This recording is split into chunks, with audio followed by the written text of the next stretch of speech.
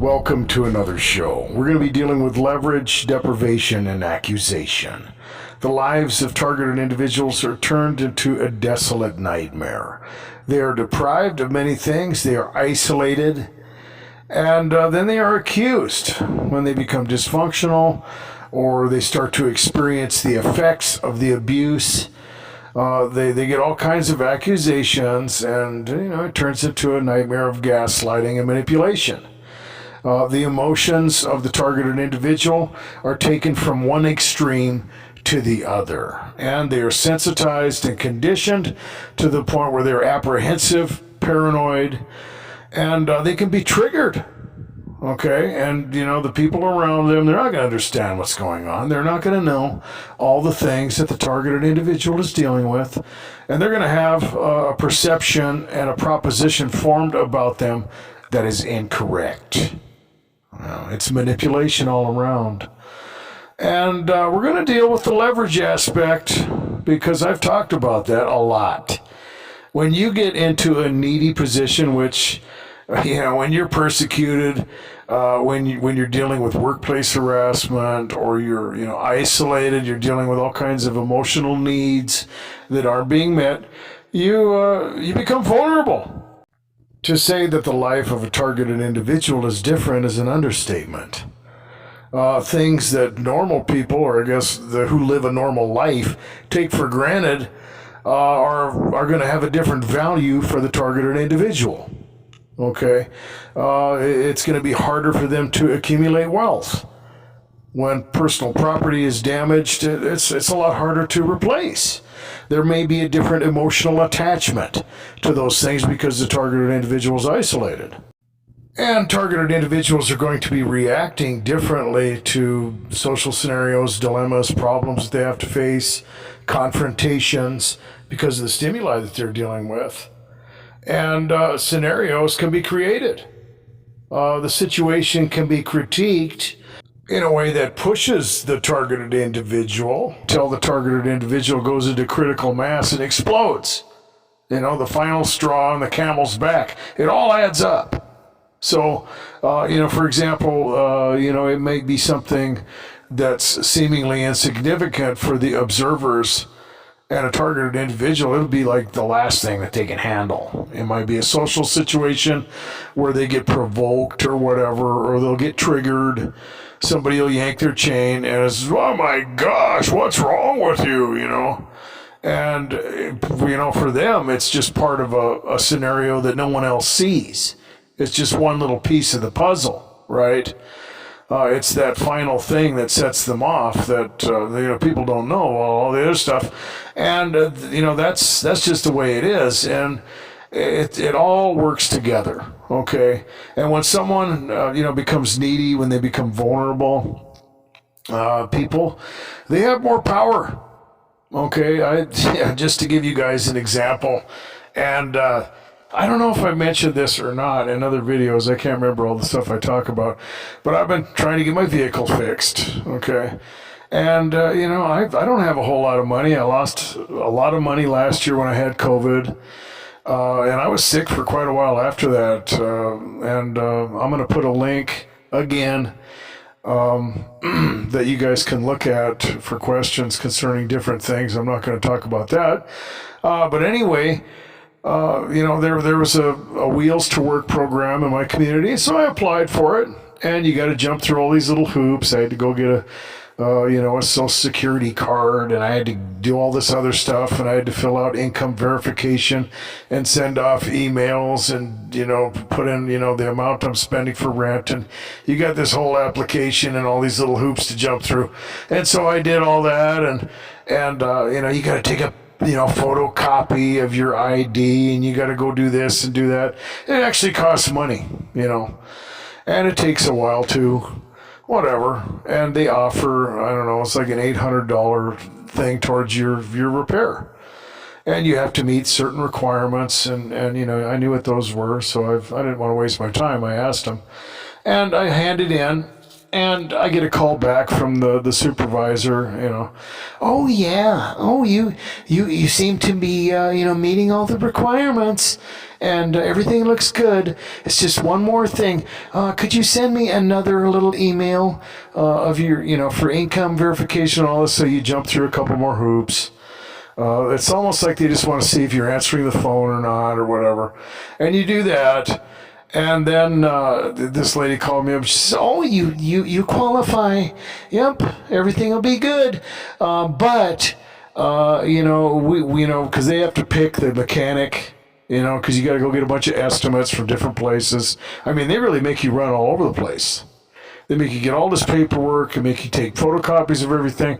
They make you get multiple estimates and everything. So, but we get to pick the mechanic, and you have to pay the difference first, and then come and bring the receipt. And when you're done doing that, we'll give you everything you need, and there'll be popcorn and balloons, and it'll be great, And I'm like, okay, you just need the receipt. So I go down and I spend the rest of the money on the total bill estimate. And I get that, and I take it down, and I get there, because she's like, well, hurry up and get down here. And so I get down there, and she's there, right? And all I have to do is hand her the slip. And she's like, oh, well, actually I can't take it because I'm clocked out. I mean, I'm here and everything, but I'm sorry, I can't take that from you now because I'm clocked out. And I was like, gosh, that's weird. Whatever. It's your deal, man. I'll come back tomorrow and make sure you're clocked in, and then I can hand you this piece of paper. Right. Whatever. I knew something was getting weird at that point. So I do. I come back and I hand her the stuff.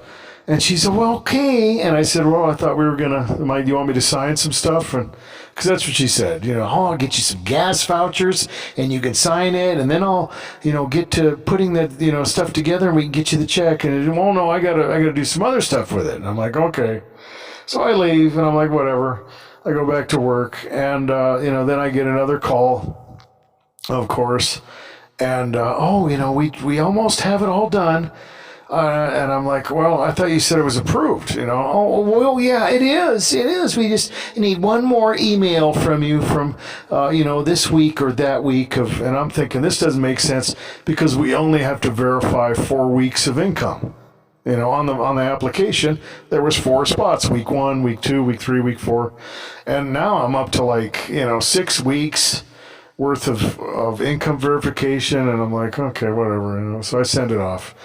And she calls me back and she says, oh yeah, we'll get right back to you and I'll give you a call. And so this whole thing, drags on for about another week, and I leave some messages and she calls me, oh yeah, you can come down and we'll get you those gas vouchers and it'll be all great.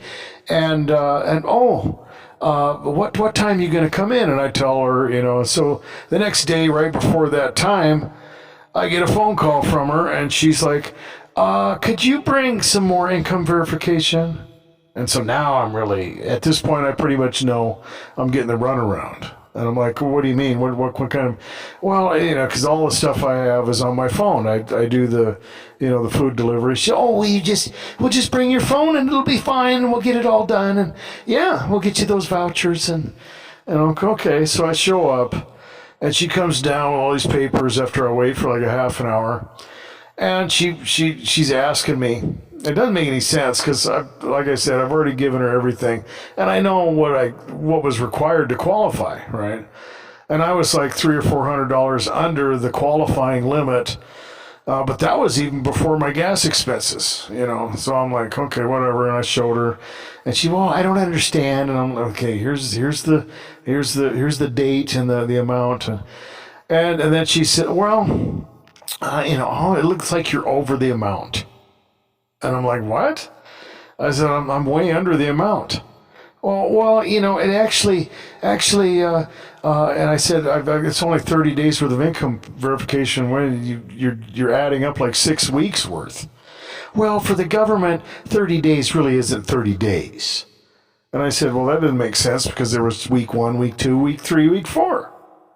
Oh, well, yeah, but, well, okay, yeah, I guess that's true. Well, they changed the amount.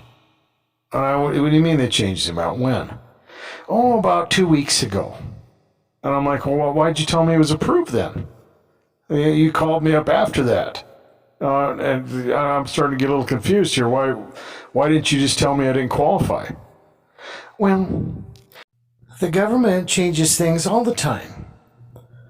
And so she never gave me an answer. She could have told me that right away, right? So she was giving me all these paradoxical, why don't you just, we have other applications, maybe you'll qualify for them.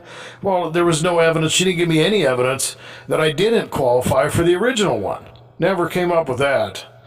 Why would I bother applying for any other type of program? And she was having fun with me the whole time for like 3 weeks. Jerking me around, telling me everything was going to work and that I had been approved.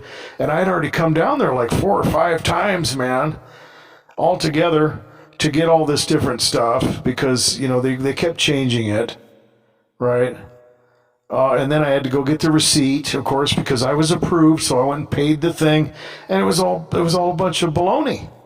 And she was laughing. She just laughed and walked away. And I'm like, my gosh, I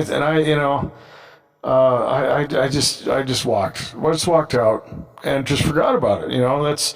That's 3 weeks of time, but think about it. I mean, that's something that you need. That's leverage. They've got you on the hook, and they're taking your emotions up and down. Oh yes, you're gonna, it's like telling somebody they won the lottery, And I'm like, wow, what's up with this? And I figured it out, kind of. I was pretty much prepared for it when I went in there, because just didn't make any sense. You've been approved, but not quite, or none of it made sense. And to make it even worse, they're still calling me on the phone, guys. I'm thinking about making a recording for you, because what are they going to say? They completely lied about everything. It's Gangstalking 101. And that's leverage, the power of emotional manipulation. And if you react, you're going to get accused, right? What's your problem? My gosh, what's wrong with you? And you can get taken up and down and all around. It's the emotional roller coaster from hell. And when you're done jumping through all the hoops, it was just basically for nothing. For you, for them, of course, they're sucking the life out of you. They're the emotional vampires from hell. The soulless, flesh puppet, blood-sucking leech workers of the kingdom of darkness. And making you depressed, anxious, fearful, hopeless, or angry. Well, that's what they do. That's how they get filled up, I guess. And I've been doing this for a long time, and I've even seen people react in a way where they weren't hiding it. Num num, that tasted good. Get some fruit off that tree. I've heard comments like that right after a good old chain yank, And sometimes it was aged and thoroughly cultivated. I mean, it would take a while. They would actually spend time doing this. They knew from the beginning that all the little things that they were doing was leading up to just an episode where they could manipulate you emotionally and get their little kick, their little fix. Energy, power, and control, and acquired through the most down and dirty techniques, and it's pretty dishonorable in my opinion, but they're not people of honor. That's for sure. Definitely the lowest form of narcissist supply, but they don't care. So it's the catch-22, right? You don't want to be paranoid. You don't want to walk around anticipating a setup wherever you go, because the life of a targeted individual is different. Okay, if you were just living in the normal world, that'd be one thing. But you could be dealing with individuals that you might only spend 20 minutes with them. It might be a service provided by a company or whatever, however that works, or a secretary somewhere, or something else, or someone in a restaurant, or whatever. Or it could be more integrated, right? And I've mentioned before, I used to be hooked on medications. I was addicted to benzodiazepines. That was gosh, you don't even want to know. And the things that I dealt with at the pharmacy, they sucked. But A lot of times you have to play your game smart because the whole idea is to get you to react. You want to solve something, but sometimes you have to do it incrementally because it's like a little game you have to play. You can't just come out and say it. And I've mentioned that before when targeted individuals are attacked, coming out and asking someone, are you gang stalking me?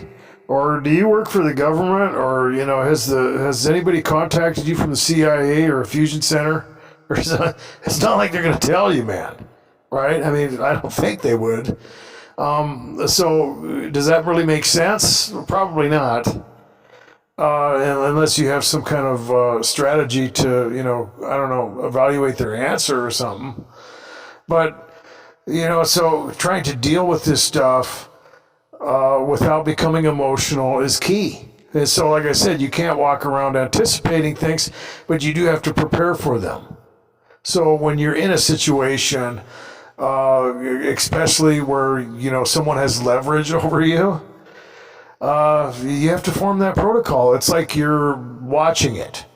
You're the third person. It's like watching something on TV, right? You're not really in the conversation. You're not really in the situation. You're just observing it, right? That sounds crazy, but it's really the only way that you could do it. So you're observing what's going on. You are seeing the things happen, but you are reacting from a third person perspective where you are emotionally detached. You might say, what about the cultivated relationships? What about, the girlfriend, boyfriend, spouse, family member? Yeah, I can handle street theater from a chain yanker. I can deal with somebody who's got some leverage over me. Yeah, there's going to be things that accumulate and I'm going to be vulnerable. But what about that? What do? I can't just, completely detach myself and live that way if I have someone that may be sneaking up on me, right? And sometimes that happens, okay? Or people can be influenced or they can turn on you or whatever. Okay, well, you got to be realistic. Yeah, your emotions are going to be involved in a relationship. When you see that stuff starting to reveal itself, of course, you step into protocol at that point because you can't afford to be manipulated. You're following a very specific set of strict criteria so you don't become paranoid. You don't start accusing people of gang stalking you that aren't, or if they say a keyword or something, you're not immediately looking at them as if they're possessed or working for the government. You realize that the strategy that you've been subjected to is very sophisticated. It involves a lot of things that could lead you to read in or become dysfunctional or become paranoid. You realize that you've been sensitized and that you have been conditioned, and there are a lot of triggers and so forth. And so, what I'm getting at is, that going into a relationship, right? And I've said this before that, before you open yourself up and make yourself vulnerable, you better make sure you know who you're dealing with. So don't jump in. Don't jump into a relationship. Have some boundaries. Yeah, the old saying, if it sounds too good to be true, it probably is. It's almost always right.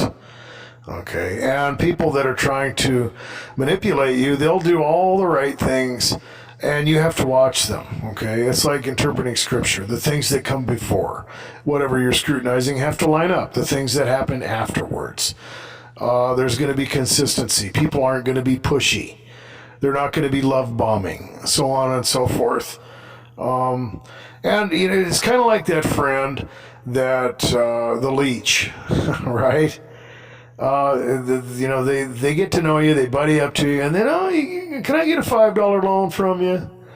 If someone wants a $5 loan, and, maybe things are, anomaletic or whatever, and, they're really in a legitimate hard spot or whatever, but, I would say 99% of the time, if someone needs a $5 loan, they either have mental health issues, a real problem with their work ethic, or they're just leeching off you, right? And you, of course, what do you do about it? Well, there's a couple things you can do.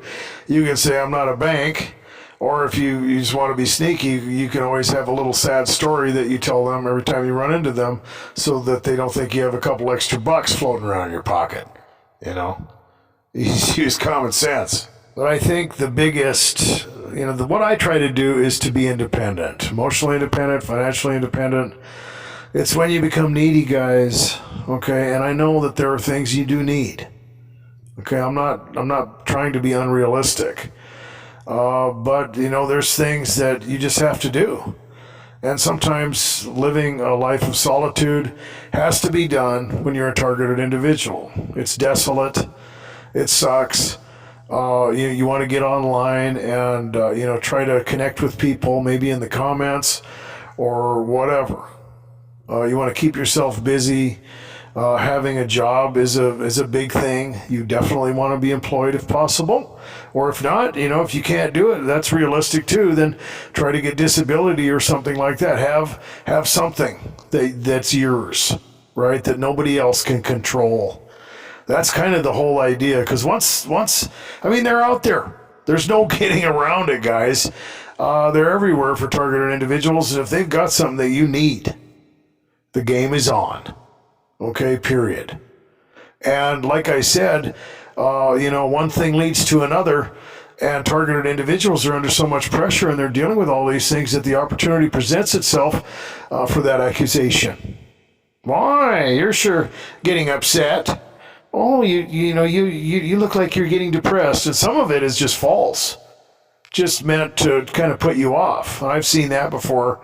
I used to work with some people like that. I'd show up for work. Oh, are you sick? Oh, what's wrong? Something wrong? Are you okay?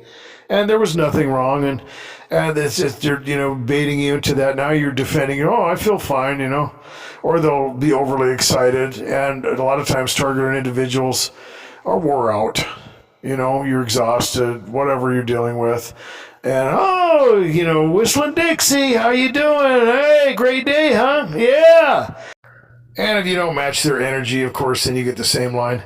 There are a lot of ways to provoke people and control them and divert them into a particular emotional state or, put them in a place of scrutiny in a public setting or whatever.